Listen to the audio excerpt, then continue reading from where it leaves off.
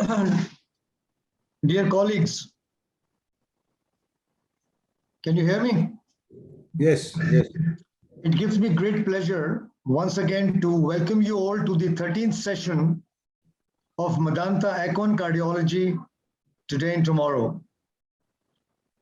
You have honored us and graced the meetings, and I thank you all for the same. This is the 13th, so we've done it now for a year and more.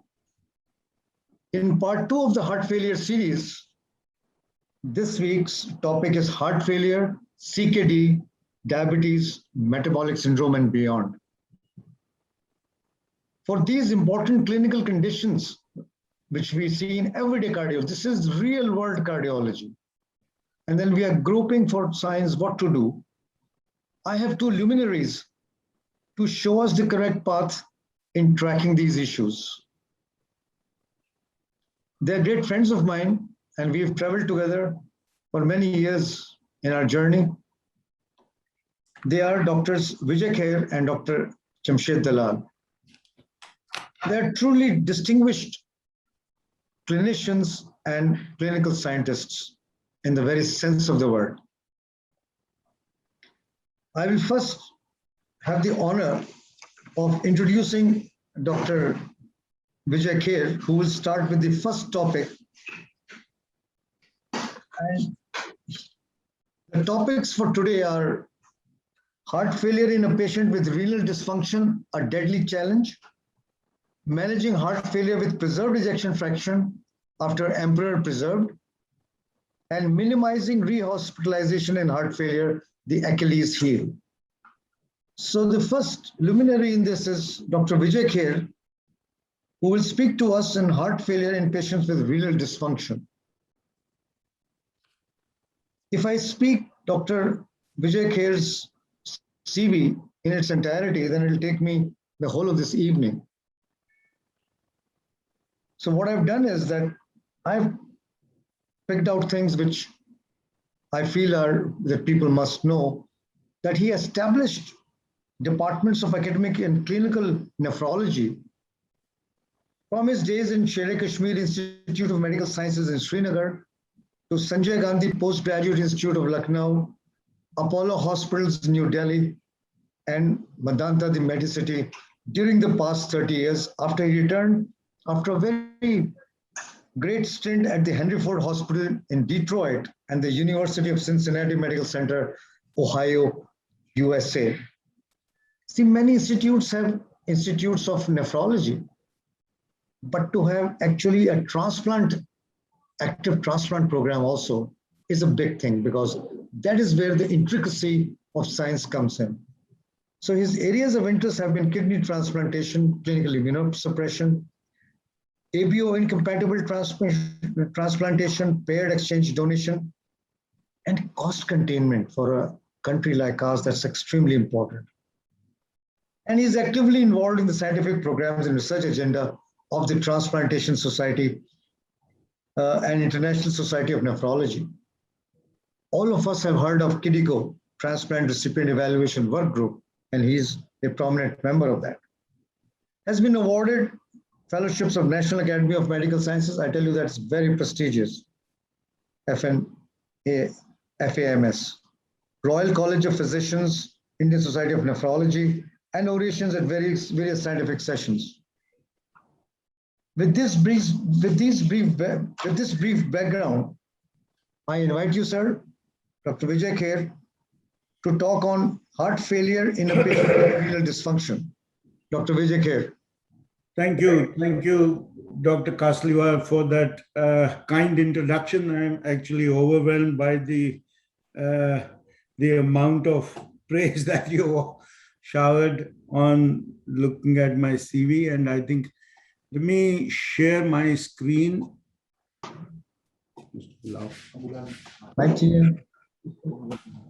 Okay. So, ladies and gentlemen, let me start with managing heart failure with preserved ejection fraction after Emperor preserved.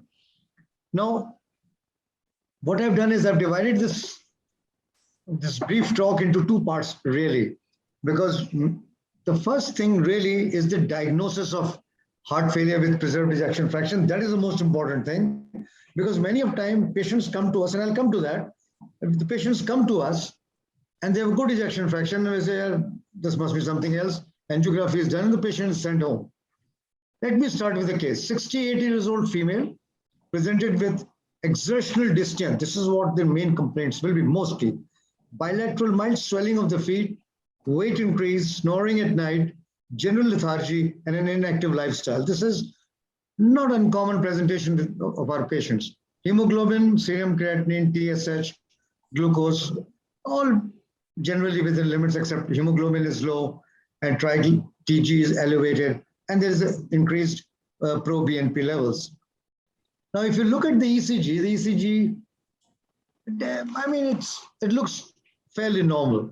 But the minute you come to echocardiography, just see the patient has left ventricular hypertrophy, aortic and mitral valve look normal, and the ejection fraction, so it's hypertrophy, and the EF is 50% or so. These cases are likely to be missed because their ejection fractions are 50% or 40% and above. Why? Because we are generally, when the patient comes with dyspnea, we are generally used to thinking that, well, it should be low ejection fraction.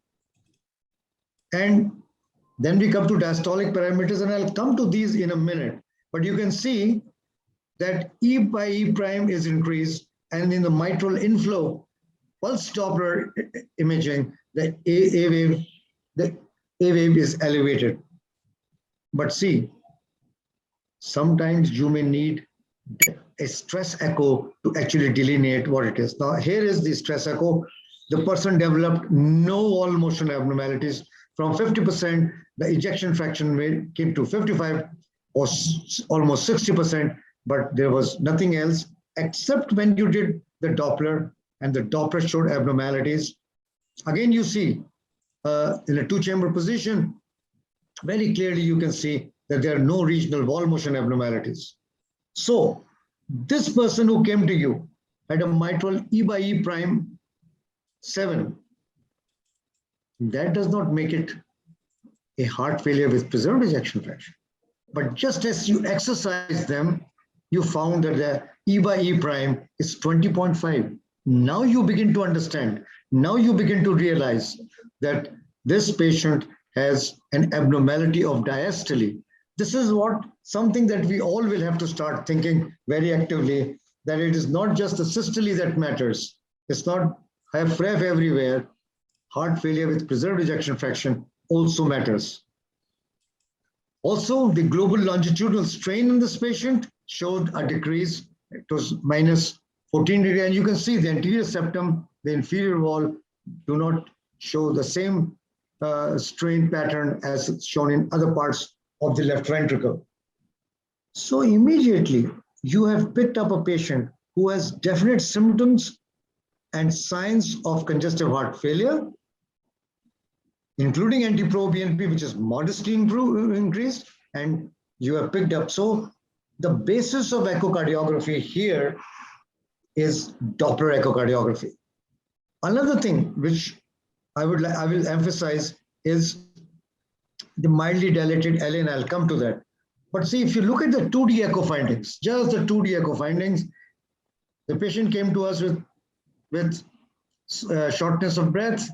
We did the angiography, it was normal. No LV regional wall motion abnormality. LVEF was 55%. And there was concentric LVH. We are likely to dismiss this patient as saying, oh, everything's fine. But you look at the diastolic relaxation abnormalities, and you find that the E by E prime was elevated, and the patient had increased left ventricular and diastolic pressure. Apart from that, as a diagnostic criteria, you also found elevated PASP by the TR jet velocity. So in a nutshell, people think it's a complicated diagnosis, but it's easy. Heart failure with preserved ejection fraction, the echocardiogram is your best friend, and it will give you what's going on here. So therefore, we reached a diagnosis in this individual as heart failure with preserved ejection fraction, high HFpEF. So I was looking at 3 months old Jack, and there was an article by Dr.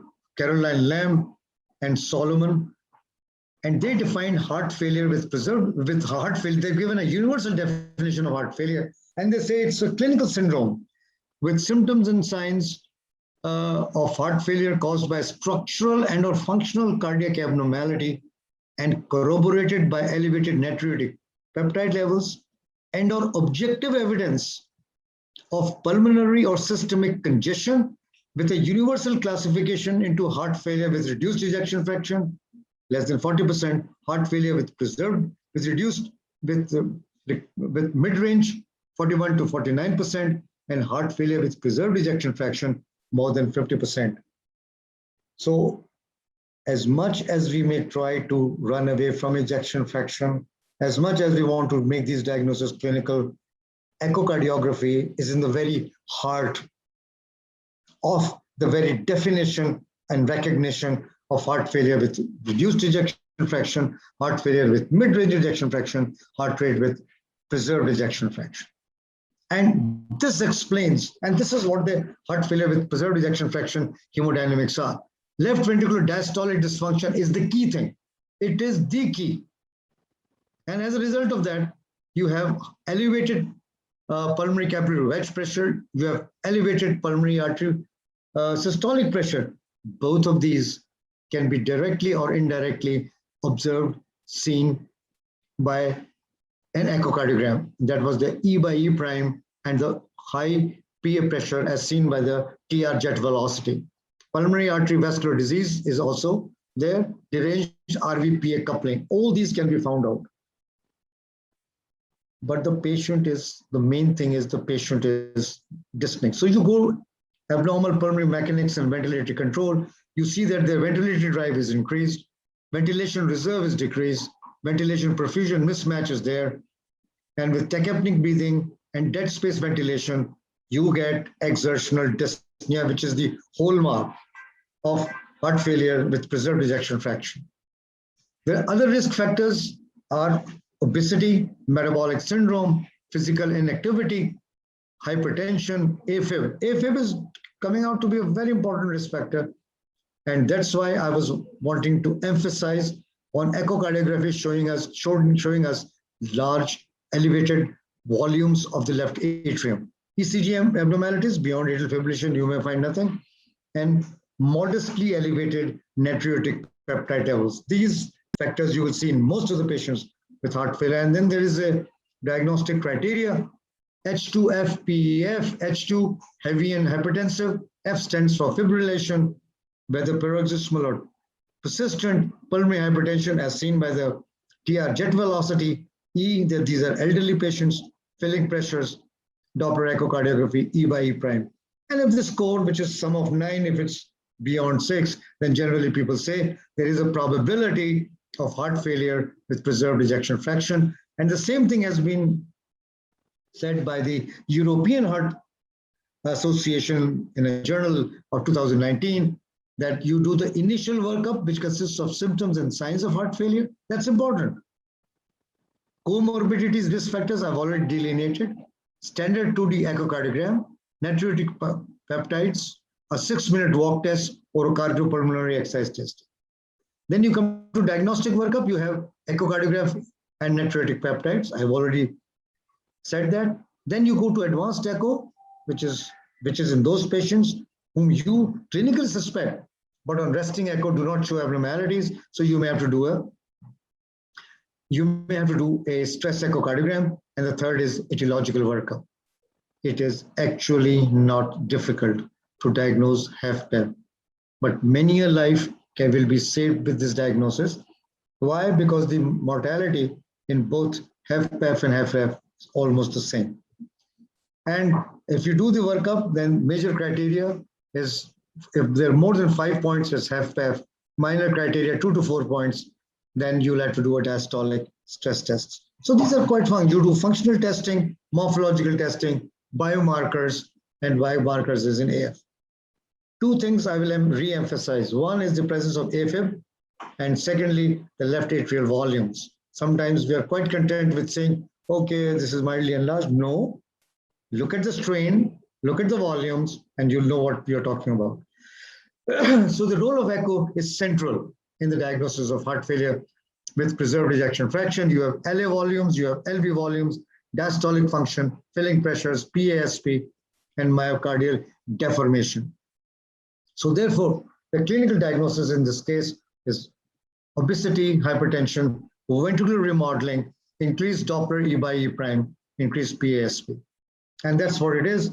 A hypertrophied heart is what, a stiff heart is what we have in heart failure with preserved ejection fraction. Coming to the etiology, it's still, we know the risk factors, but the only real work was done in 2018, again by Dr. Caroline Lam from the Singapore Heart Institute. And she said that microvascular dysfunction may be the factor in causation of heart failure with preserved ejection fraction. And the PROMISE-HF study, and I mean, anybody who's interested in this must go through this. The CMD, coronary microvascular dysfunction, causes LV remodeling, diastolic dysfunction, mild systolic dysfunction, LA dysfunction, and RV dysfunction. Also, mind you, it's a generalized disease. There is peripheral endothelial dysfunction and low reactivity, and hyperemic index is elevated. So we moved forward then from diagnosis to the fact that actually prevalence and correlates of coronary micro dysfunction are now well known. And lo and behold, yesterday, 24th September, JACC had a full focus issue on role of coronary microvascular dysfunction across different cardiovascular diseases. And very nicely, HFpEF was here, microvascular inflammation and rarefication and cardiac fibrosis. And you know that ST2 is elevated in many of these conditions. And some people say that even though, and that one of the reasons for the abnormality in global longitudinal strain is because they have cardiac fibrosis. So I think we have moved towards a diagnosis. We've come to know the diagnosis very nicely, non-invasively. And we do know the principles of management in patients with heart failure with preserved ejection fraction. We know we have to avoid tachycardia, we have to control the blood pressure, control the comorbidities, give diuretics carefully, and do exercise training. But still it doesn't tell us what is the real treatment of HFpEF. And that's where we stood at 2018, 2019, and then came the TOPCAT study, the Paragon-HF study, iPreserve. And these studies did show in a way that, because they were not marked to look at heart failure with preserved ejection fraction, but they had some cases and some analysis that showed that they can be good in this context. And then by the time data was building up, that direct and indirect actions of SGLT2 inhibitors were likely to produce benefits. So the cardiologist woke up that these are no longer drugs only to be given by diabetologists, that these were central, and there was huge work done by Dr. McMurray, Dr. Milton Packer, Dr. James Januzzi, who brought into focus that don't worry, even non-diabetic patients can be given these drugs. So I will just say 3 or 4 things that direct and indirect actions of SGLT2 inhibitors. If you look at cardiac preload reduction, ventricular remodeling decreases, atrial remodeling takes place, systolic and diastolic abnormalities can be taken care of. And to me, something which was very important was increase in endothelial dysfunction. Vascular stiffness is decreased. Systemic blood pressure is decreased. Then these agents, SGLT2 inhibitors, cause natriuresis and decreases albuminuria. They increase uric acid, body mass. So we were then impressed that oxidative stress, sympathetic nervous system, RAS, and inflammation decrease, all these would help us in definitively treating heart failure with preserved ejection fraction. And lo and behold, at that very point, Emperor Preserved was released in New England Journal of Medicine, and I'll come to that briefly.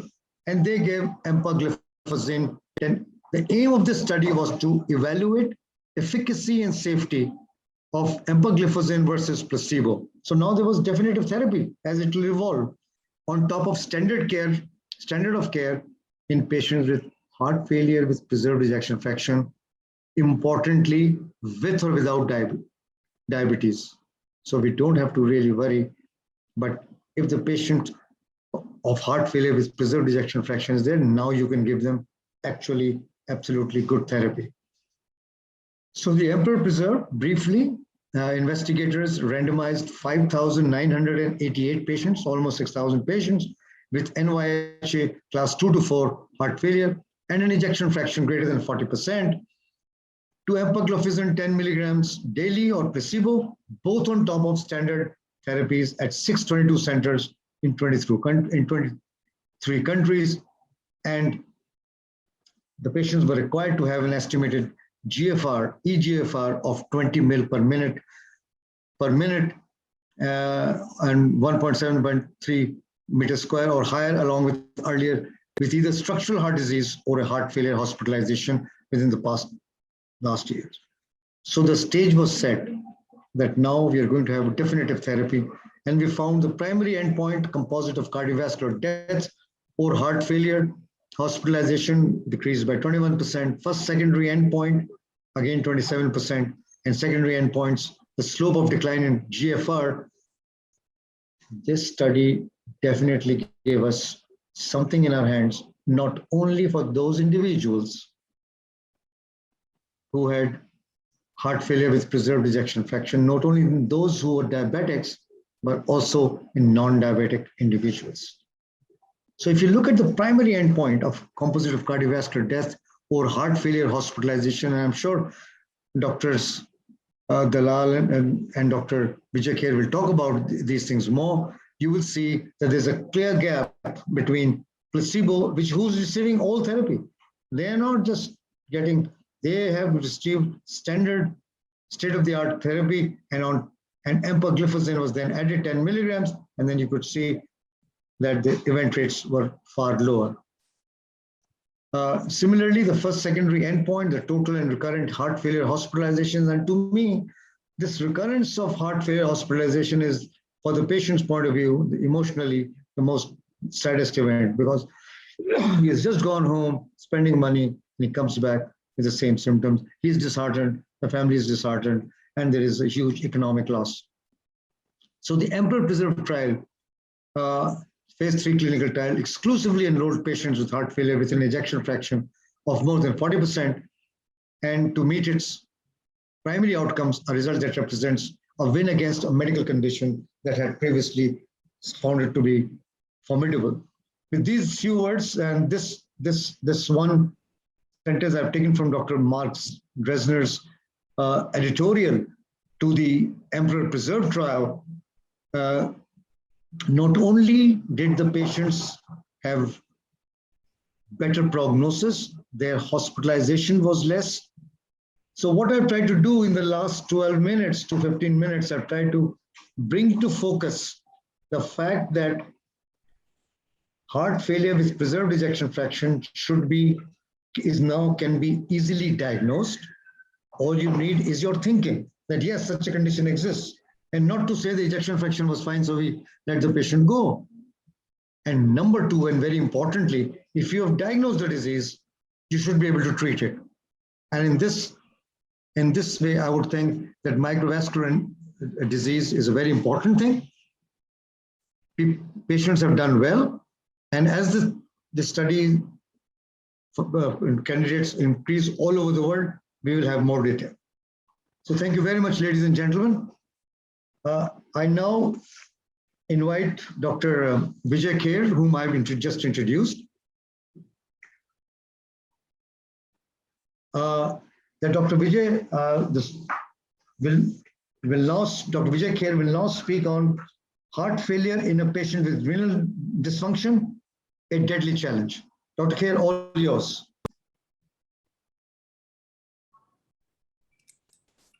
Can you see my screen? Screen, we can see your first slide as heart failure in a patient with kidney dysfunction. Good. So that's it. Then we go. That's it. Please go ahead. We are all. So I'm sorry for the technical glitch, and this is despite these technical glitches getting sorted out many times, but unfortunately sometimes they remain, and I excuse me. So I think I would start with that patients with kidneys and heart disease. Actually, kidneys and heart have a bidirectional relationship with each way, and that's basically because there is a common pathological conditions which cause kidney disease as well as heart diseases, and the common risk pathways as well as common pathogenetic mechanisms. And we can look at it that in patients with kidney disease, obviously there is decreasing kidney function leads to fluid overload and retention of salt and water. There is renal and cardiac congestion because of increase in the venous hypertension. There is limited decreased perfusion because of the decrease in the cardiac function. And there is vasoconstriction in the end organs. There is activation of the neurohormonal system as well as the activation of the renin-angiotensin system. And there is commonly associated in both kidney disease as well as in heart failure is chronic inflammation and activation of cellular immunological pathways. Malnutrition, cachexia, and wasting are common in both these conditions. There is a more bone mineral disorder, more so in chronic kidney disease. There are acid-base metabolic disorders which can cause disturbances in both these organs, and there is anemia and cardiorenal anemia occurs in these patients. So you can see that these pathomechanisms are very, very similar in patients with heart failure and in patients of chronic kidney disease. How common is heart failure in patients with kidney disease and how common is kidney disease in patients of heart failure? Almost about 40 to 50% of patients. And Dr. Kasliwal was highlighting it that actually fairly large number of patients we see commonly have a combined kidney dysfunction and heart failure together. And it's been estimated that the various studies have documented that about 41% of patients of heart failure in Europe have chronic kidney disease, and about 39 patients of patients with chronic kidney disease have preserved ejection fraction. And that's what Dr. Kasliwal was talking about so elegantly. So it shows that patients, as they progress from stage 1 to 2, where the GFR is about 60 to 90 ml, and as they progress to stage 3 with GFRs less than 30, 60 ml, going to stage 4 and 5, and the GFRs are less than 30 ml or so. And you can see that with increasing degrees of chronic kidney disease, whether you're talking of preserved ejection fraction heart failure, or you're talking of reduced ejection fraction heart failure, the incidence of heart failure progressively increases in patients of chronic kidney disease. And this is heart failure seems to be the most common symptom in patients of chronic kidney disease. And if you look at the heart failure is the yellow or orangish bars, the cardiovascular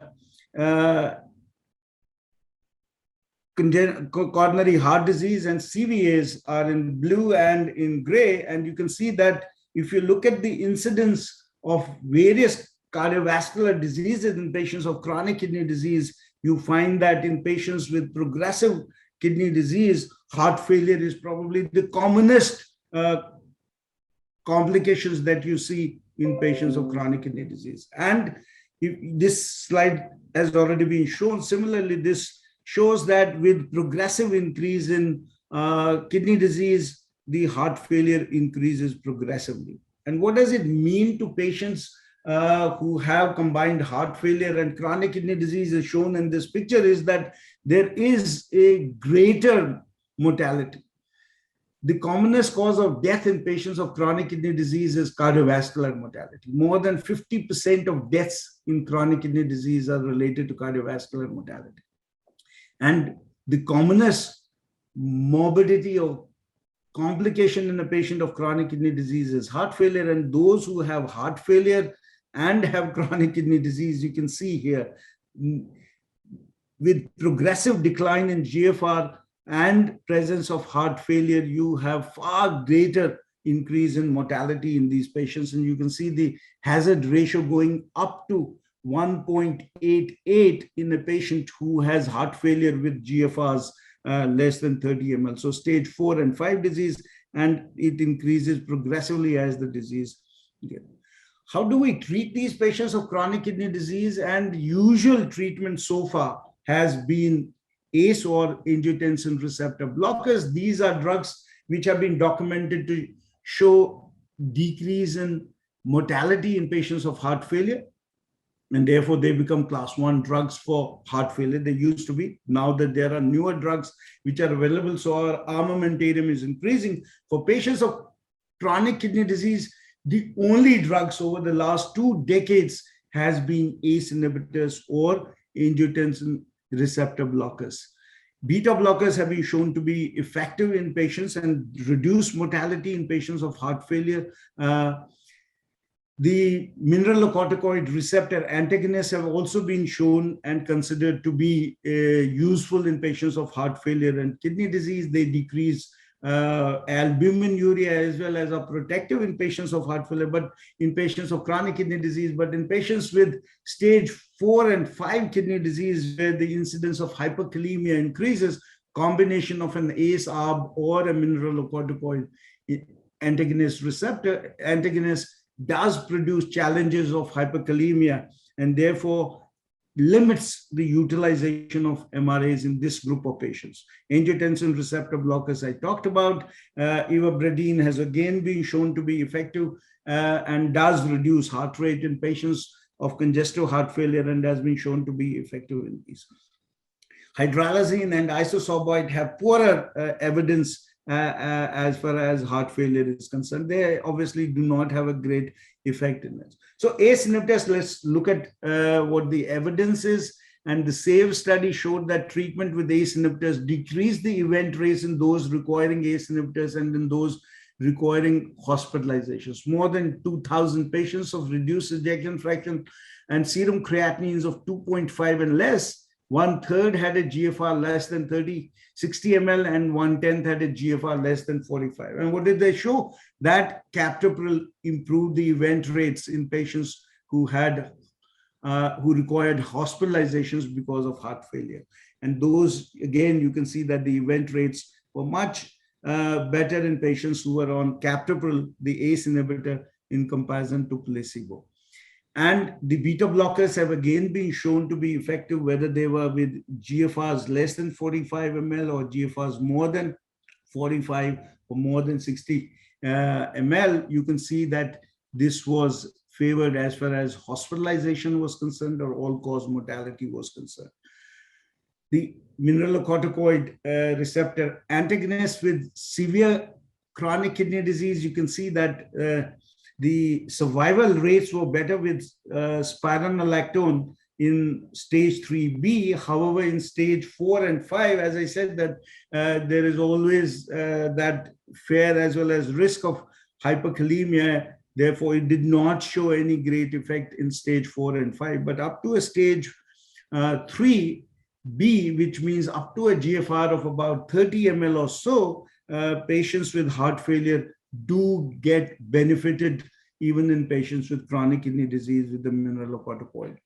So the management of heart failure in patients of chronic kidney disease has been predominantly so far been management with RAS inhibitors, and you should consider, in fact, ACE and ARBs as the first line drugs, although currently now, as we will talk about, the two newer drugs, the ARNI and the SGLT2 inhibitors, probably have resulted in a paradigm shift in the management of patients, both with kidney disease and heart failure in these patients.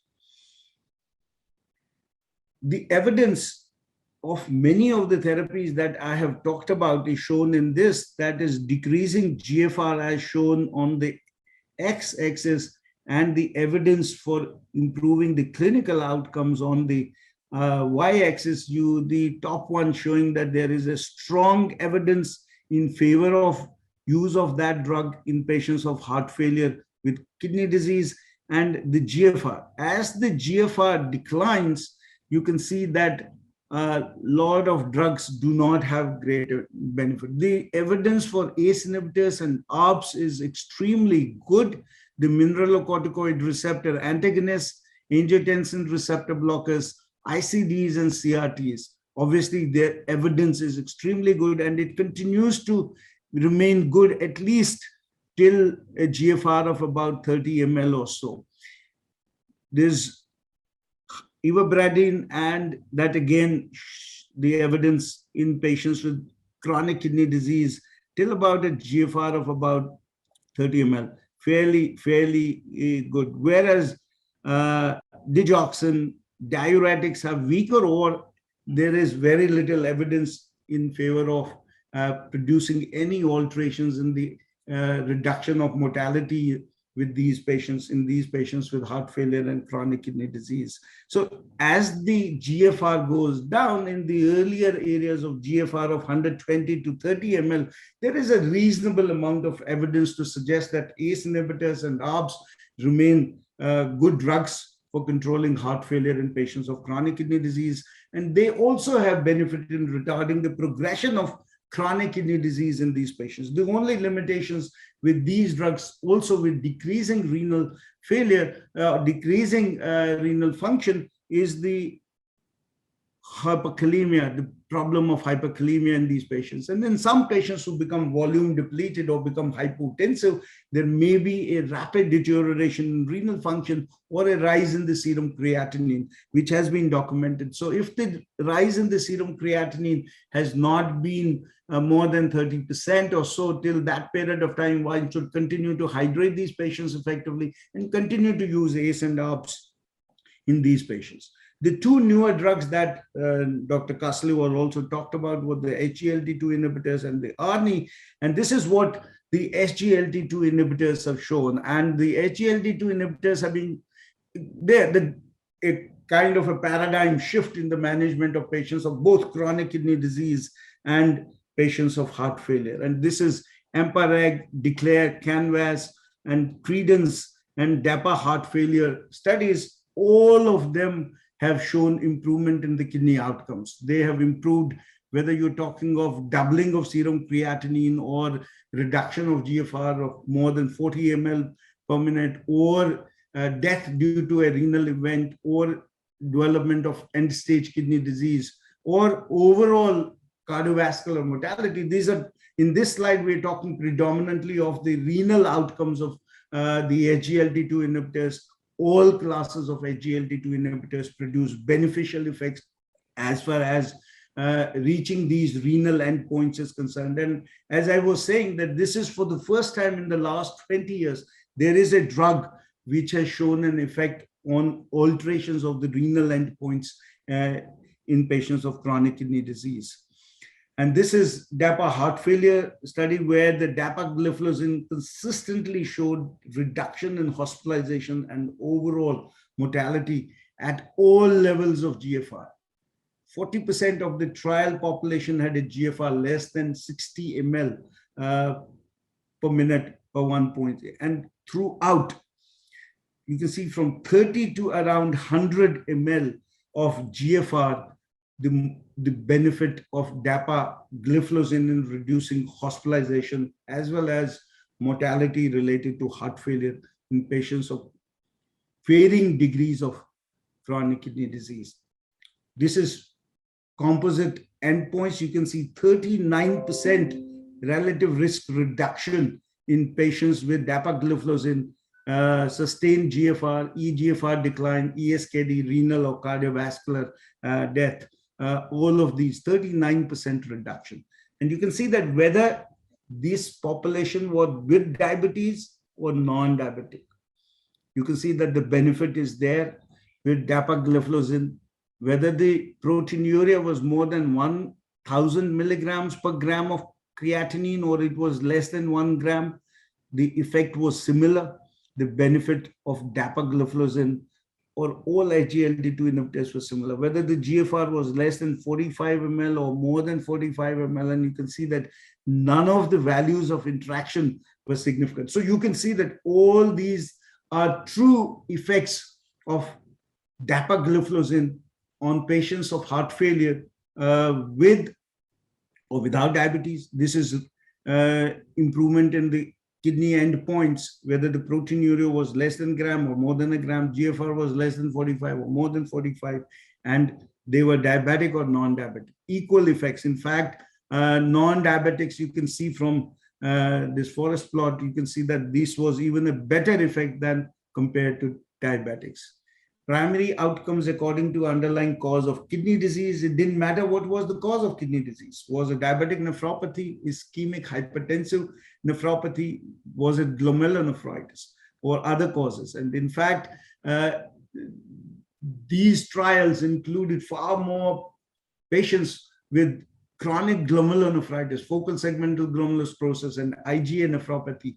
And they were documented to show a reduction in albuminuria, which is an independent marker of not only cardiovascular mortality, all-cause mortality, development of end-stage kidney disease, and progressive renal failure. So reduction in all of these outcomes has been extremely beneficial, and these have been shown to be beneficial in patients who have heart failure along with chronic kidney disease. And the secondary outcomes of this DAPA-CKD study was a 31% reduction in all-cause mortality in patients with dapagliflozin compared to placebo.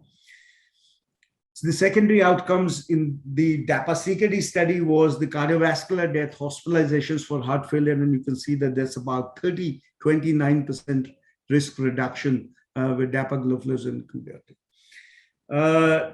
Dr. Kasliwa very elegantly talked about heart failure with preserved ejection fraction, and I think there is James Fang, he wrote some time back that actually heart failure with preserved ejection fraction probably is a kidney disorder. And this, in that article, he suggested that actually with the impaired kidney function, there is salt and water retention. The heart becomes stiff, and overfilled ventricles, they become stiff. The common pathology in many of these, where they have kidney disease as well as effects on the heart and vascular system, will be diabetes, hypertension, obesity, aging. And there is mechanistically inflammation, oxidative stress in these patients, and hypertension. And that leads to progressive, this is a cycle which is set in where there is progressive renal injury, progressive myocardial dysfunction, and vascular stiffness. And this is a vicious cycle which causes progressive deterioration in kidney function as well as deterioration in heart function as well.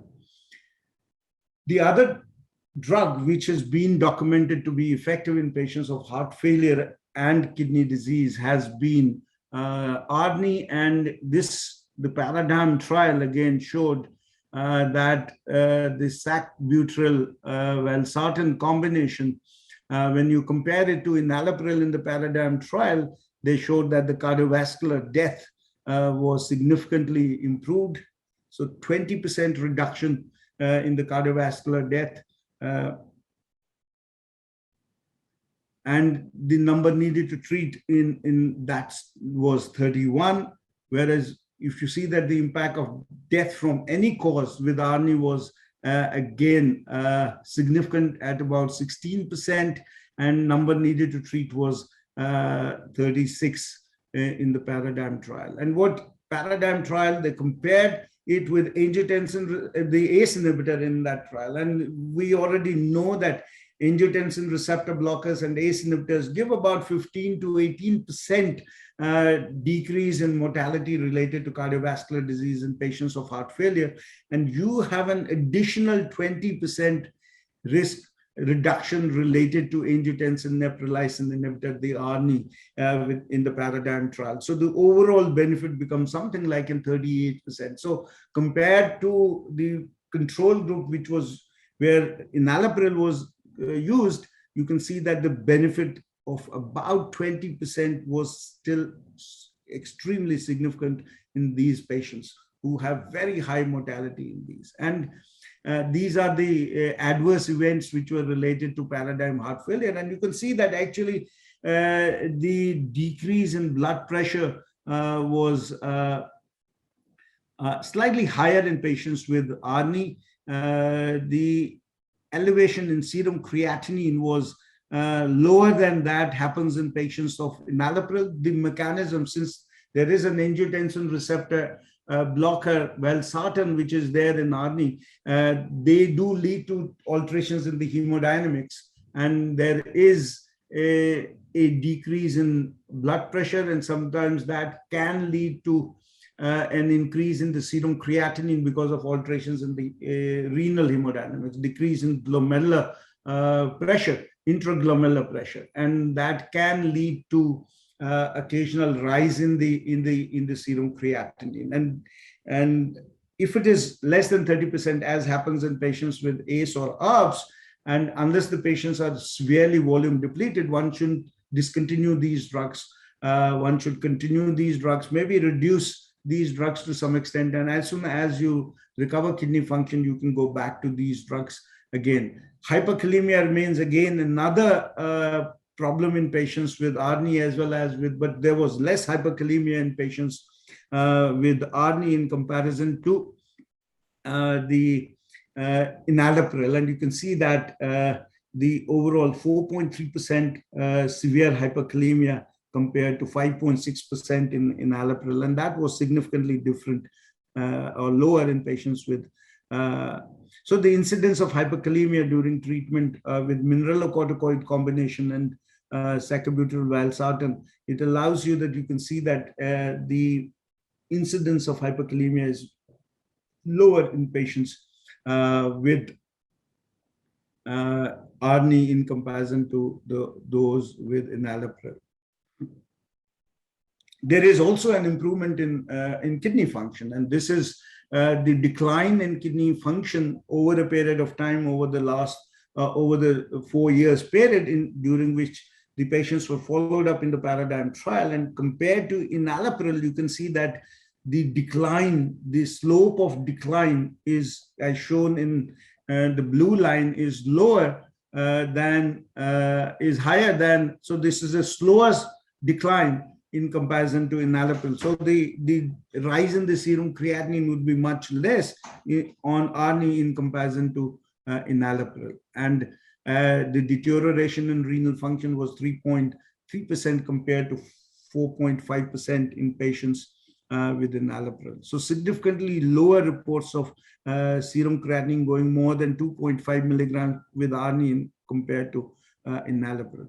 And another thing was that with ARNI, you can see that the decline in the eGFR was much lower in patients with diabetes in comparison to non-diabetic patients. So diabetic patients had a far greater impact on preserving kidney function in patients of heart failure with kidney disease in comparison to enalapril, as well as in comparison to non-diabetics. So diabetics had a better preservation or better impact of ARNI in preserving renal function in these.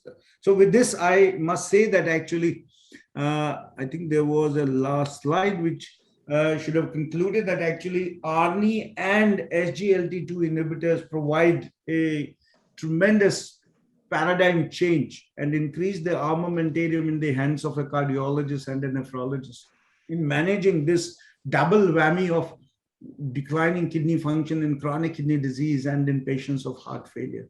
And I think these two drugs are effective, and the nephrologists are really very excited about these drugs. The SGLT2 inhibitors have shown improvement in the ESRD and all the renal endpoints. All the SGLT2 inhibitors have shown it, and they have been effective in diabetics and non-diabetic kidney disease as well. So you have two new drugs which can be used in patients of heart failure and kidney disease, and they preserve kidney function to a better extent, and they produce less complications in comparison to the current therapies that we have in this patient. We'll be glad to take up questions at the end of Dr. Jamshed's talk. Thank you very much. Thank you. Thank you. Thank you. It's now my privilege, really, to introduce Dr. Jamshed Dalal, who's been a friend of mine for so many years. The year he cleared his DM cardiology, I actually joined the All India Institute of Medical Sciences. So he's beaten me by 2 years. He has 40 years experience in the field of interventional cardiology. Welcome, Dr. Dalal. And he was associated with several renowned institutions abroad and in India. National Heart Institute, Heart Hospital, London, Welsh National School of Medicine, Queen's University.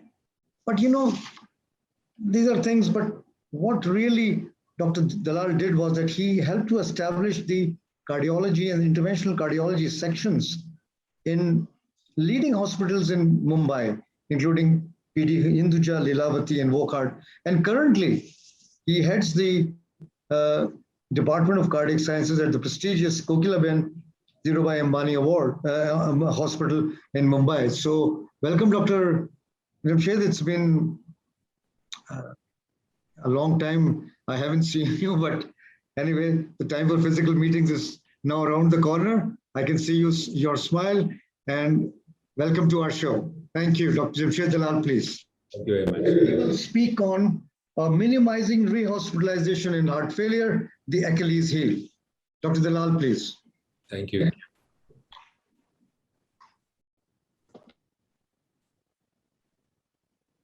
So I'm going to talk about, first of all, Dr. Kasliwal, thank you very much. I'm honored to be a part of your program. I would like to talk about the role of heart failure with reserved ejection fraction in the treatment and preventing heart failure hospitalization. The reason why I'm saying reduced heart failure is because Dr. Kasliwal has already taken preserved ejection fraction. Dr. Kher also mentioned all the good drugs which help renal function. And let me say, whatever drugs help renal function, help heart function as well. So predominantly what things he said is going to apply equally much to the heart as well. Now, we've seen this slide quite often before, comparing various drugs which were available till the recent new drugs came into being. And you can see relative risk reduction in mortality amongst these drugs. It's important to remember that when we talk of heart failure hospitalization reduction, we know that each time a person gets hospitalized for heart failure, his mortality goes up. So clearly, reduction of heart failure hospitalization almost always equates to a further reduction in mortality as well. And obviously, if you have a reduction in mortality, it's because of your heart failure hospital reduction. So therefore, you'll find the talk comparing both. Whenever I talk of mortality reduction, it's taken for granted that this will also be associated with a reduction in heart failure hospitalization. Now, if you can see from this slide, these are the earlier drugs that we used to use: ACE inhibitor, ARBs, beta blockers, aldosterone antagonist, and hydralazine nitrate, which has not too many studies, but is available as a combination in our country and is particularly useful in patients with CKD, where you can't use the ACE inhibitors, ARNIs, or aldosterone antagonists. So I think this drugs combination becomes particularly useful and is quite important in its manifestation of reduced mortality. So when stuck to the wall, please think of this drug as well. Now, if we talk of many drugs which reduce heart failure hospitalization, beta blockers, of course, still remain one of the important ones, and still remains one of the 4 pillars of heart failure management. I won't go into details of beta blockers and heart failure. This means spoken of since these drugs have been available for a long time. But I think the important point I would like to mention is that we very rarely achieve a proper dose, and we never achieve a target level, and the heart rate invariably remains high. Now, control of heart rate is very important in management of heart failure with reduced ejection fraction. And one of the ways to do it is optimize the beta blocker dosage.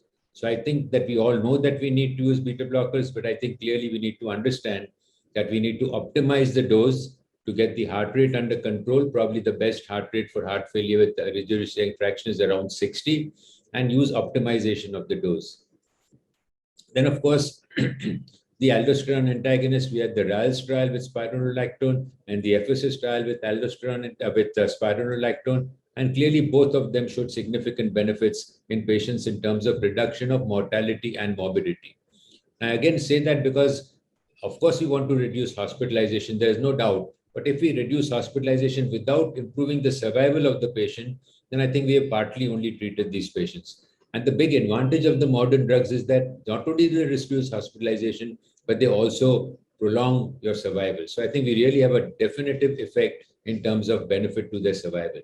And this group of aldosterone antagonists remain an important contributor. And these, of course, drugs are on top of your AC inhibitors and beta blockers as well. So you must remember that whenever we talk of trials, and in the following slides, whenever I show, it's always that these patients are already on full line therapy. So it's not against a placebo, it's against a full line therapy. I mentioned to you about heart rate control. And I think, again, SHIFT trial has clearly shown that reduction of heart rate to an optimal level produces a very significant reduction of heart failure hospitalization. So clearly one more important drug. And I think something which many of us do not look at very carefully. It's very crucial to look at the patient's heart rate and optimize the heart rate. I'm surprised how I have patients who come to me with a heart rate of say 80 or 85, 90. And all I do is add a little ivabradine and all the symptoms disappear. So controlling of heart rate is an extremely important factor in group of these patients. Again, for reduction of hospitalization, don't forget iron deficiency.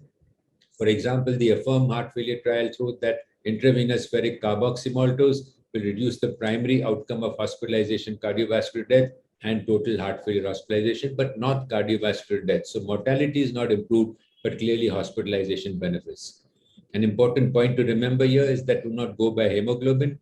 You can have normal hemoglobin and still have iron deficiency. So in all patients with heart failure, please look for iron deficiency. Treatment of that with intravenous carboxymaltose will significantly reduce hospitalization. Then, of course, Dr. Kher has described the PARADIGM trial, which became the first very important trial in terms of reduction of cardiovascular death and in terms of heart failure hospitalization. I think he's gone into much greater detail, so you're already well aware of it. This was New York Heart Association class 2 and 4, and you can see a 20% reduction over a short period of time. So clearly, instead of the AC inhibitors and ARBs that we used to use in the past, converting to the use of sacubitril valsartan produces a significant further reduction of hospitalization and improvement of survival. And if you look at this slide, you can see that the benefit, this is the enalapril group, the yellow is the ARNI, and you can see all-cause mortality decreases, cardiovascular decrease, very important against sudden cardiac death. So if you reduce hospitalization, but you die suddenly at home, that's no good either, obviously. So reduction of sudden cardiac death is another important benefit of use of ARNI. And of course, worsening of heart failure and all-cause death doesn't change too much. And one of the important things that we have seen with ARNI is that it produces a reverse cardiac remodeling. The cardiac remodeling is worsening of the heart function. Reverse cardiac remodeling is improvement of the heart function. And as you can see, this is something which we had never seen in all our 30, 40 years of treating heart failure, that ejection fraction actually improves. Is something we had never seen till we started using ARNI. And you can see from here, left ventricular ejection fraction improves. You can see left ventricular end systolic volume increases and left decreases, and left ventricular end diastolic volume decreases. Left atrial volume, which Dr. Keshriwal mentioned, again, you can see a decrease. So clearly, all the parameters of echocardiography in heart failure with reduced ejection fraction improve. And it is, in fact, most gratifying to have a patient coming to you with an ejection fraction of 25%, and then over a few months of ARNI treatment actually going up to 35, 40%. In fact, it is well known amongst all cardiac transplant surgeons that many of these patients waiting for transplant were put on ARNI when it came in, and many of them had to be removed from transplant list because of significant improvement of their symptoms and their ejection fraction. So this is really, in my opinion, a very dramatic drug. Then, of course, came the Pioneer HF trial, which looked at how early you can give it into patients. And the endpoint was how soon you can give these patients. So clearly, you don't have to wait to give ARNI for patients after the OPD or in the later stages. Even at the time of hospitalization, if you give these patients, they significantly benefit. So now as we talk later about sequencing of the drugs, all the 4 pillars of drugs, you'll realize that the use of ARNI should be high up on your list when patients are admitted. Now, this is a study looking at patients with acute myocardial infarction and reduced ejection fraction. And here they found that would patients benefit with reduced ejection fraction immediately after they have myocardial infarction. And in this particular study, they compared with ramipril. And what they found was there was no overall significant benefit between the two. So patients with a myocardial infarction, called the PARADISE-MI trial, did not have that much benefit. However, there were certain benefits in terms of improvement in their quality of life, and in fact, it should reduce future hospitalization as well.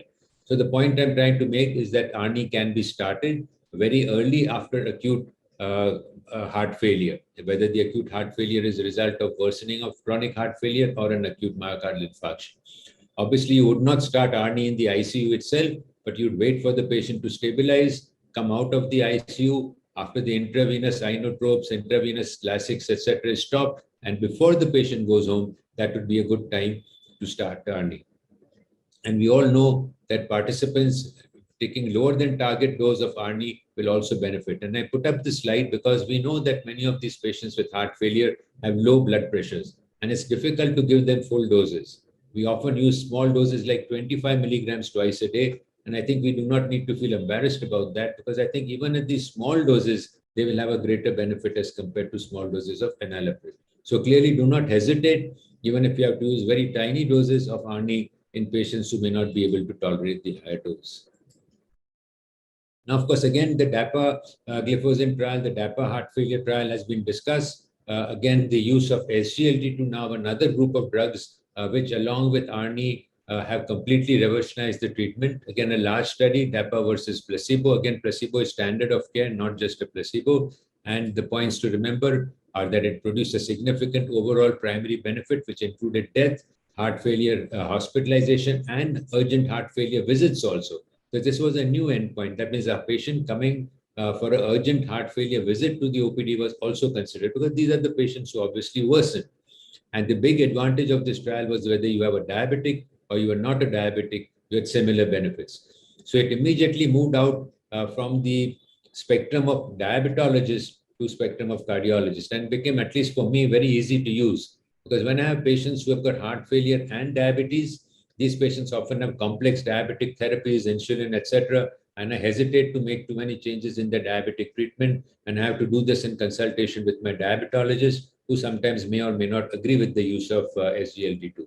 However, when the patient does not have diabetes, I can safely start the drug on my own. We know from both the studies, the EMPA and the DAPA studies, that hypoglycemia is not a problem. So in patients who have non-diabetics, hypoglycemia is not a problem, and we can very clearly use the drug as a single dose. Again, advantage of EMPA and DAPA both is as a single dose, 10 milligrams, to be given once a day, no titration, no increase, decrease, nothing. So it's a very simple drug for cardiologists to use. The other advantage of DAPA, as you can see from here, the benefit is in all subgroups. I already mentioned diabetic status, whatever the patient's background therapy, whatever is the basic EF, and within that range of reduced ejection fraction. That means whether you're 20% or 40%, you benefit. Etiology, ischemic or non-ischemic, you benefit. Whatever may be your baseline pro-BNP, whether you are on sacubitril valsartan or not, you still benefited. Whatever your renal function, as Dr. Kher showed, you still benefited, whether you were on diuretics or not. So clearly, there is no big selection process. Any patients with heart failure, reduced ejection fraction, start them on dapagliflozin. Then, of course, came the Emperor Reduced trial. Again, diabetic and non-diabetic patient. Again, as I mentioned, same 10 milligrams single dose. And they looked at various parameters. The primary endpoint was composite heart failure, and again, heart failure hospitalization. And you can see a 25% reduction. The secondary endpoint was first and recurrent hospitalization, because you know clearly that the major benefits of SGLT2 are on heart failure hospitalization. And you can see here a 30% reduction in heart failure hospitalization. Again, already mentioned a significant decrease in terms of kidney worsening. So your benefits throughout the spectrum in terms of death, heart failure hospitalization, recurrent, and kidney problems. Again, if you look at a different SGLT2, this is an SGLT1 and 2 inhibitor, sotagliflozin. And again, you can see that the CV death, hospitalization, and urgent heart failure visits were reduced. We still don't have the drug, but clearly it shows that most SGLT2s is a class effect with benefit of all these patients, all these groups. Then, of course, was the Victoria trial with the use of vericiguat. And here again, patients with reduced heart failure, recent heart failure decompensation. And you can see that there is a benefit in these. Vericiguat is still not available with us, and therefore we will have to await for that. Again, a new drug called omecamtiv in patients with severe heart failure. This has been beneficial. Again, drug is not available with us. But clearly, the fact is that we are going to have more and more drug therapies for treatment of reduction of heart failure, hospitalization, and death. It's important to remember that patients with heart failure hospitalization, when they get admitted with acute heart failure, the first month and the first 3 months are particularly vulnerable phase. The importance of pointing that out is that the earlier you start the treatment, the greater the benefit. So don't wait to see the patient in the OPD after a month, 2 months, and then slowly start increase your medicine. Try and optimize the therapy as soon as possible. For example, if you look at the Emperor Reduced, see where the benefit comes. The curve begins to differ and at a significant level on day 12. I mean, can you imagine within 12 days of your starting the treatment, you have a p-value which is significant for your primary endpoint. So clearly, and then of course continues to improve. So clearly the importance of starting as early as possible cannot be re-emphasized. Now, this is an algorithm which was proposed by Dr. Packer and Dr. McMurray. This was the one which we used to go start one drug, then the other, then the other, then the other, and long steps taking months together.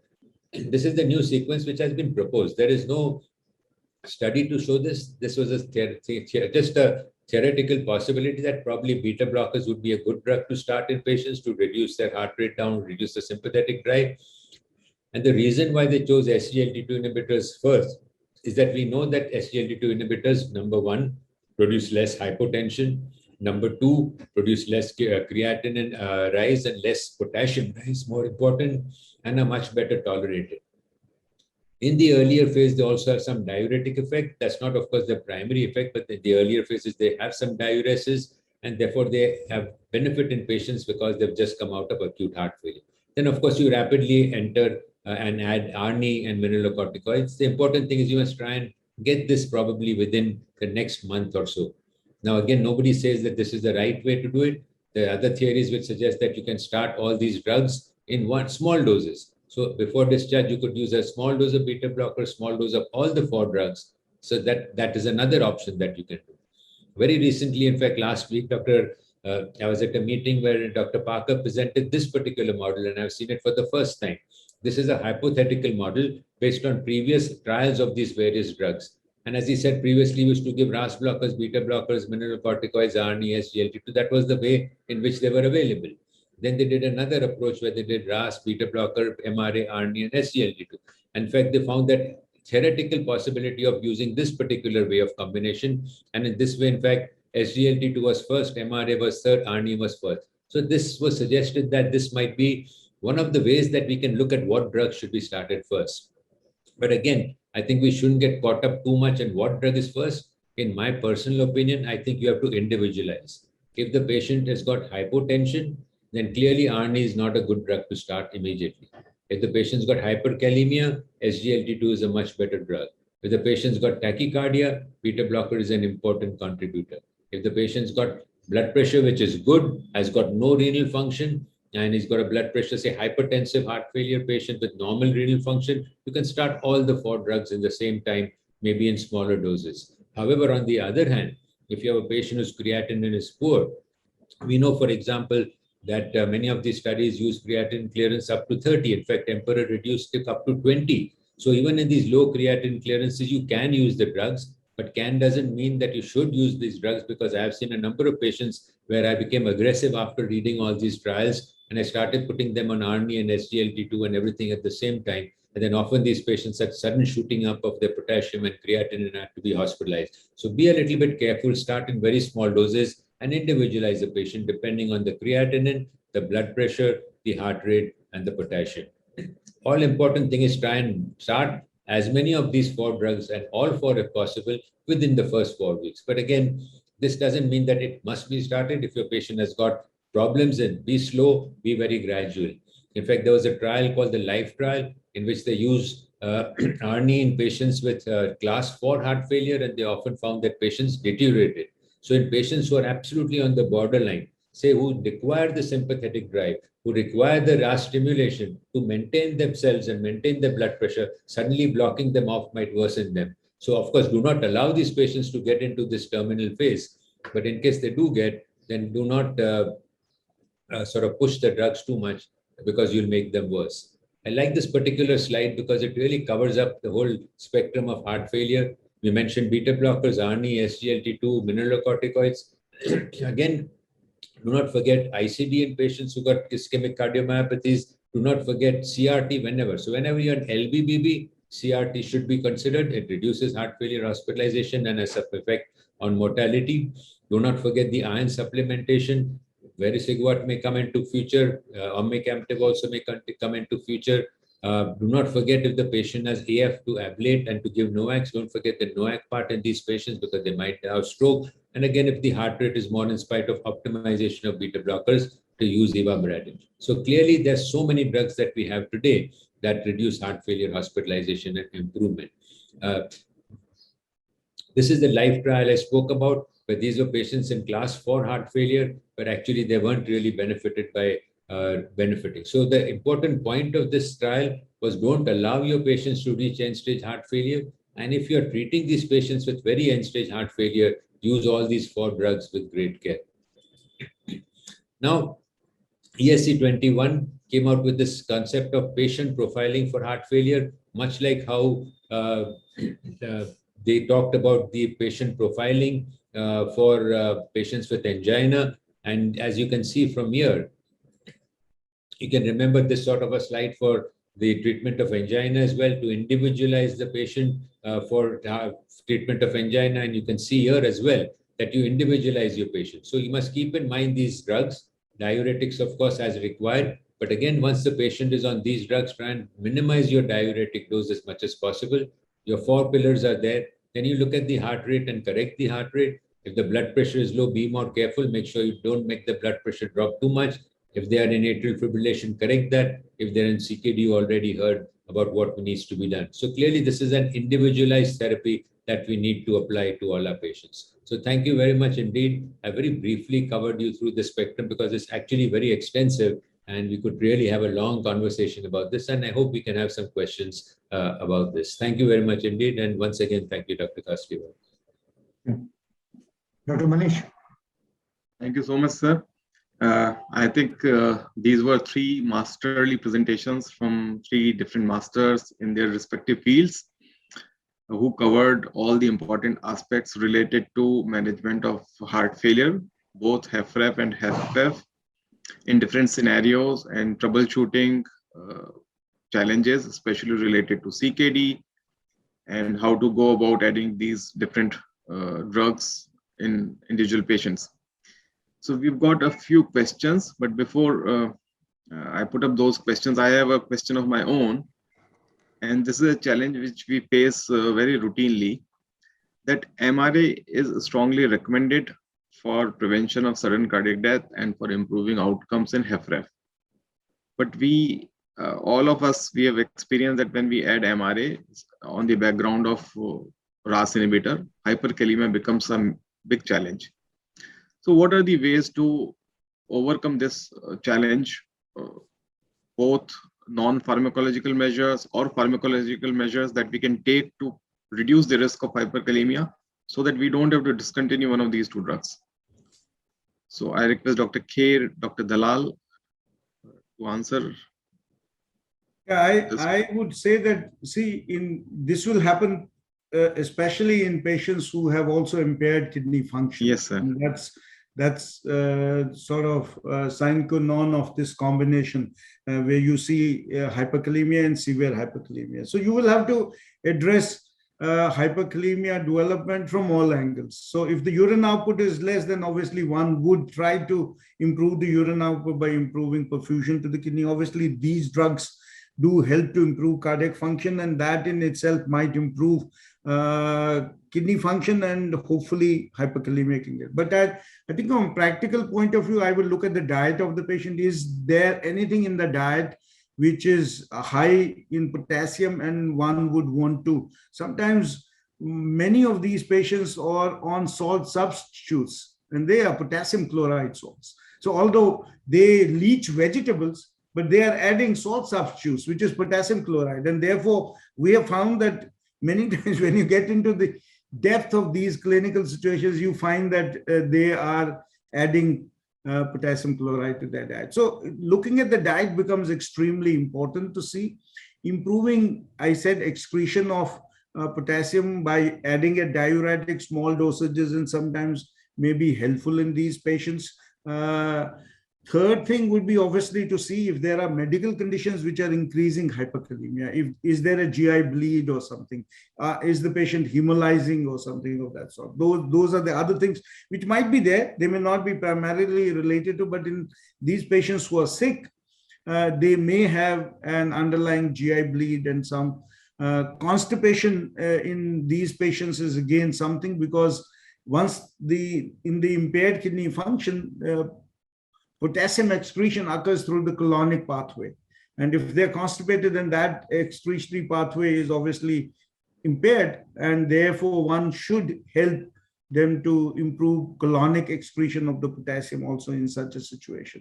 And obviously one will have to, if there is severe hyperkalemia or recurrent hyperkalemia in these patients, obviously one of these drugs may have to be reduced as far as dosages are concerned. Fortunately, you may have newer mineralocorticoids, non-steroidal mineralocorticoids coming in.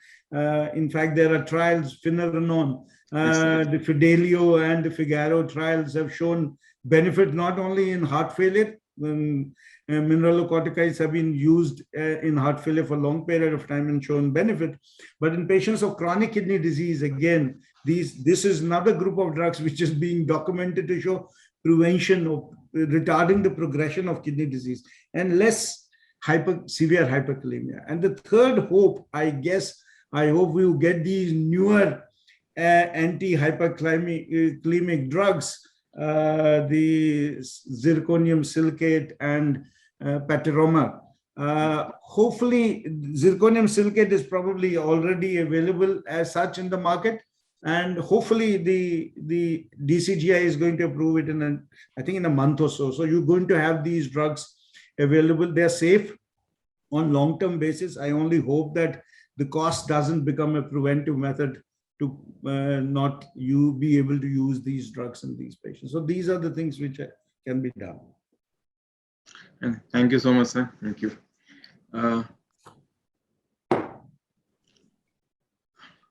There is a question by one of the attendees that in the drugs which were mentioned in the sequencing of drugs for HFrEF, there is no mention of diuretics. So I request Dr. Dalal's comment on this. Yeah, first of all, diuretics do not improve survival, clearly. So that's why the 4 drugs, the pillars are mainly related to improvement of survival. Diuretics, of course, form an important part of therapy. And when the patient comes with acute heart failure, predominantly you are not going to use the 4 drugs, you're going to use diuretics. Yes. The 4 drugs come in a little bit later. So if you have a patient with acute heart failure, is hypotensive, is in LVF, you give diuretics, you may give inotropes, you may use ivabradine to slow down the heart rate. You don't use any of the 4 drugs at that point in time. But once he's out of the ICU, yes, he will still be on diuretics, no doubt. But that's the time when you start introducing the drugs. And the predominantly sequencing depends on which drug you would use first.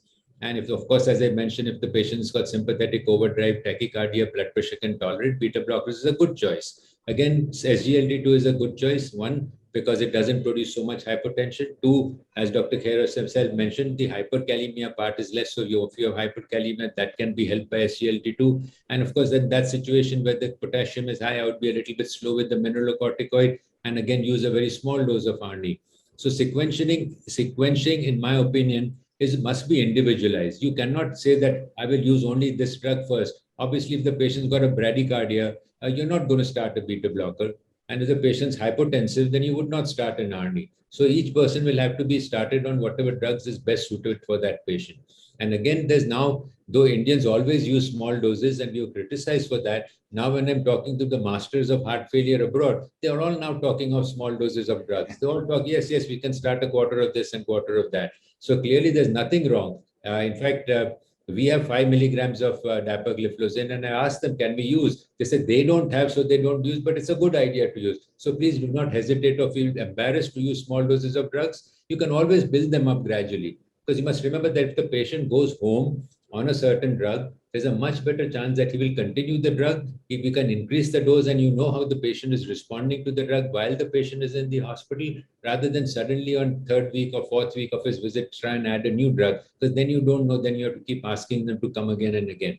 And it's easy to say, watch the patient every week and follow them. If you don't have a heart failure clinic, it's very difficult to ask the patient to come every week to see you. Some of them stay far, difficulty in travel, etc. So clearly it's not as easy as you say, because if you say come in a week and they come after a month, then all your pillars get lost. The third three pillars will come after a month. So I think start them off on small doses and then gradually build them up. I think that's a more practical approach. Yes, sir. Yeah. Sir, there is one more question. I'm not able to understand what is being asked actually, but the question is, it's not it is clear that first use ACE inhibitor, not ARNI. I guess it's about whether we should use ACE inhibitor first and then go to ARNI, or ARNI straight away. Well, if you look at the most recent ESC guidelines, they put ACE inhibitors as class 1A and ARNI is class 1B. The reason is because ARNI has only one trial and ACE inhibitors has many trials. So if you have one more trial of ARNI which is positive, it will become 1A. But clearly, I think the whole paradigm trial was based on the fact of enalapril versus ARNI. And ARNI was so much superior. Then you got many other trials which show ARNI beneficial. So I would think that you should not start anybody on ACE inhibitor or ARB. If the patient's naive and requires a RAS blocker, start straight on ARNI.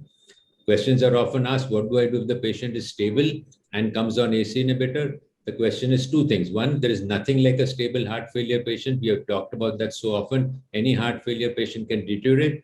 We have a very good trial which shows that ARNI is better for hospitalization and for death. So therefore, shift them to a better drug from ACE inhibitor to ARNI.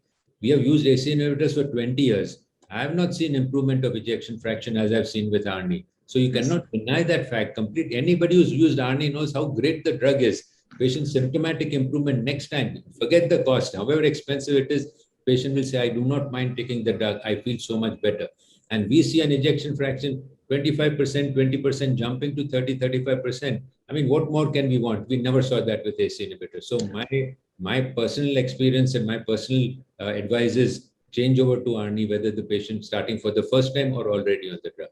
And again, I would like to point out, we often use the wrong ARB. First of all, many people use ARBs. Then they use telmisartan, which has never been proved for heart failure. So clearly, continuing telmisartan instead of shifting to ARNI would still clearly be unjustified.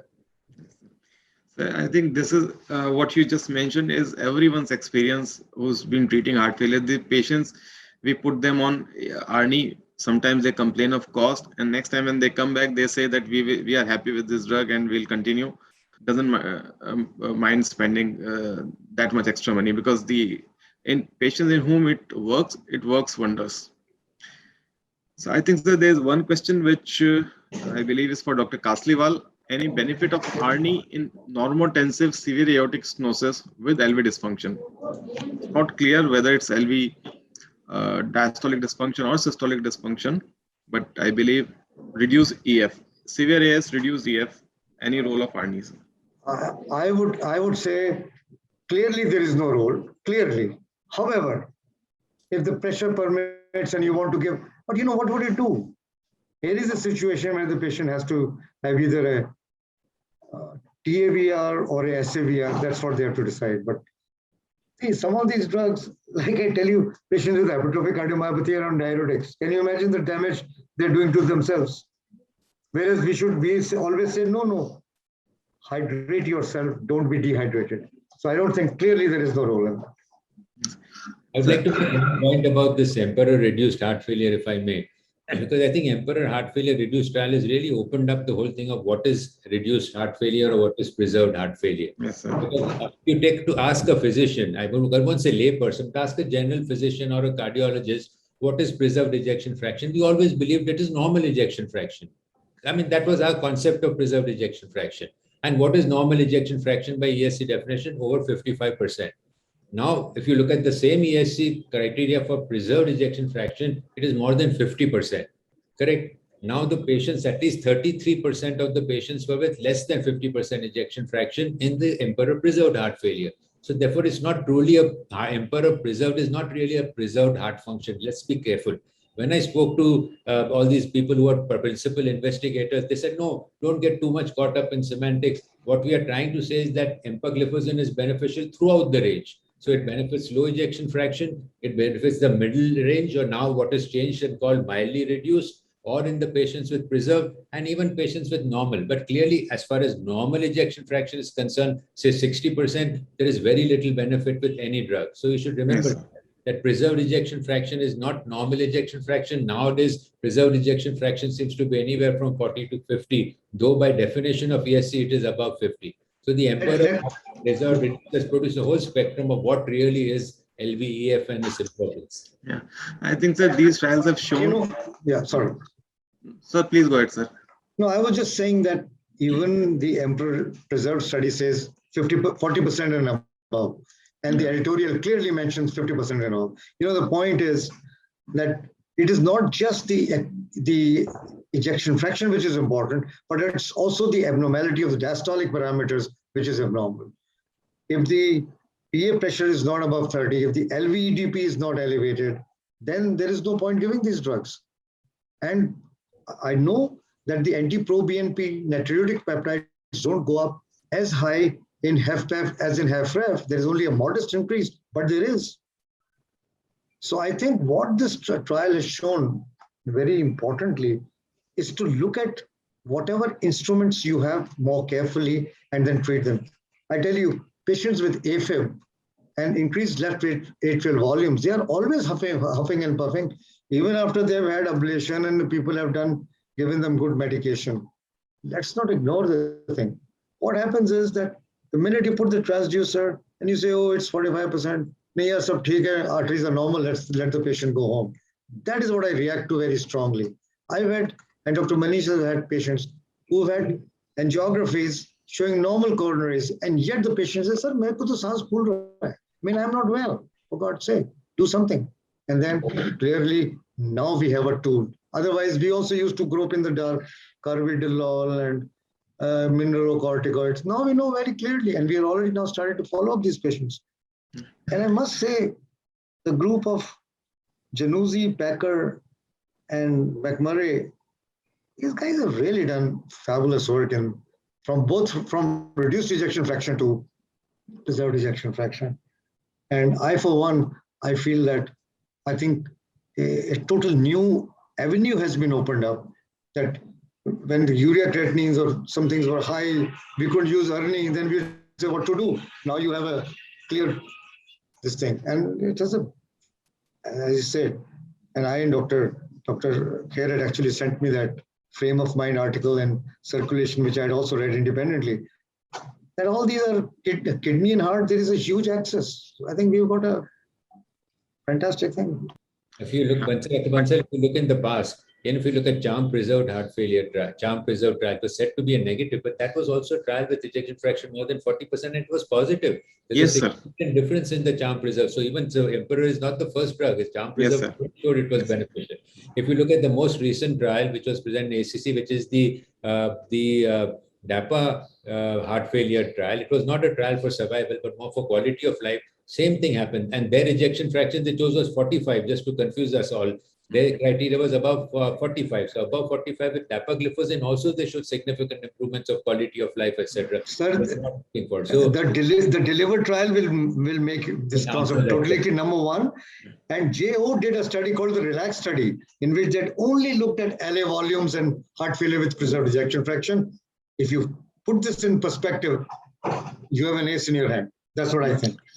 But sir, as you all pointed out, these trials, whether it's Paragon heart failure or Emperor preserved or sub-analysis of DAPA, HF, and CHARM preserved, all of these trials have shown that these are drugs which are useful for LV systolic dysfunction. If there is reduced EF, not the so-called HFrEF, where we take cutoff of 40%, if EF is less than 55% or so, all these drugs benefit. But when it is truly preserved EF, then we don't have any drug right now which could improve survival.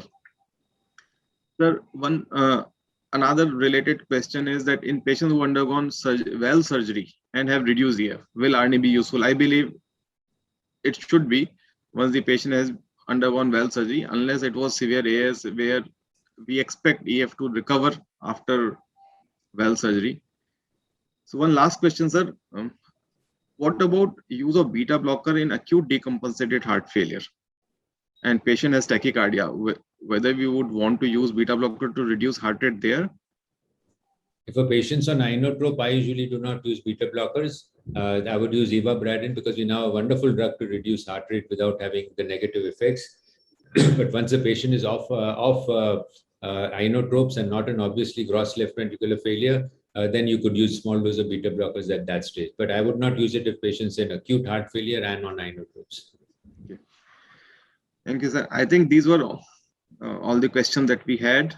One more point can I make, please? Yes, sir, please. Do not discuss this point of the revascularization of patients with reduced ejection fraction. Yes, sir. The STITCH trial clearly showed that patients with severe 3-vessel disease, even with very poor ejection fractions, even with viability studies showing non-viability, they benefited. So please, sometimes we do not operate on these patients saying your ejection fraction is too poor. We sort of put them off by saying too risky, etc. You won't benefit. We do some viability studies. We don't even know which is the correct viability. Is Yes, a dopamine echo better, or is a nuclear test better? Which test is better? But the STITCH trial showed that don't just go by viability. These patients do benefit. So I think don't forget revascularization, either with plasty or with surgery, as an important beneficial factor for patients with reduced ejection fraction if they need vascularization.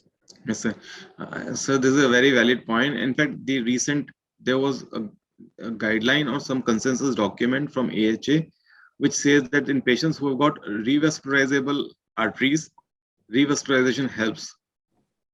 We should not be stuck to viability data in these patients. Yeah, that's old data actually. You're quite right. Viability. Yeah.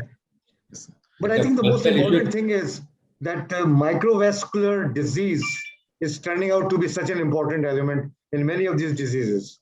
You mentioned microvascular disease, Yeah. but I use trimetazidine in all my patients with heart failure. We didn't discuss that because this was the guideline. But if you look at trimetazidine studies, they actually improve ejection fraction about 5% or so. They reduce heart failure hospitalization. They don't improve survival clearly. But I should have mentioned that because trimetazidine is an important drug. It's an important drug. Yes. And I believe you me that the September 24 issue of JSCC has a JACC focus issue on microvascular disease, in which prominently heart failure with preserved ejection fraction has been written. So I think the time has come that we have to go from macro to micro disease, just as empagliflozin and dapagliflozin are doing. That's the main thing. And I think it's opened up a wide arena wherein patients can be definitely helped. And as you said, many patients have been taken off from the transplant list because of the ARNI. So it's fantastic. Dr. So thank you, Dr. Manish. We Bansal, just got to go. Dr. Bansal, you must end by telling everybody that however much we talk of this, we find that 50% of the patients are not even on one of the 4 drugs. Yes, And sir. that's a shameful thing because so many times we see a patient with heart failure, patients complaining, and still he will be on some telmisartan, some other sartan for his blood pressure. Surprising, maybe on amlodipine for his blood pressure with an EF of 20%. And instead of using ARNI, we are using amlodipine to control his blood pressure. So I see that the use of these drugs is still abysmally low. And I think that we need more and more education for people to use these drugs. I mean, how many of our patients actually are on all 4 drugs, except for people who are actually really participating in heart failure management? I find that very small percentage are actually on all these drugs. Yes. And sir, as you mentioned again and again, even small dose of each drug is very helpful in improving survival. We should not be complacent or comfortable with adding just 1 or 2 drugs in good dose. Our aim should be to add all the 4 drugs in every patient wherever possible. Absolutely. Yes, sir. So, sir, on behalf of Dr. Kasliwal and our attendees, I thank you and Dr. Kher for sparing time and sharing your valuable insights and addressing all the questions. And I thank Dr. Kasliwal for creating this platform where we could discuss all these very important, clinically relevant topics. Thank you so much, sir. Thank you. Bye-bye. Thank you.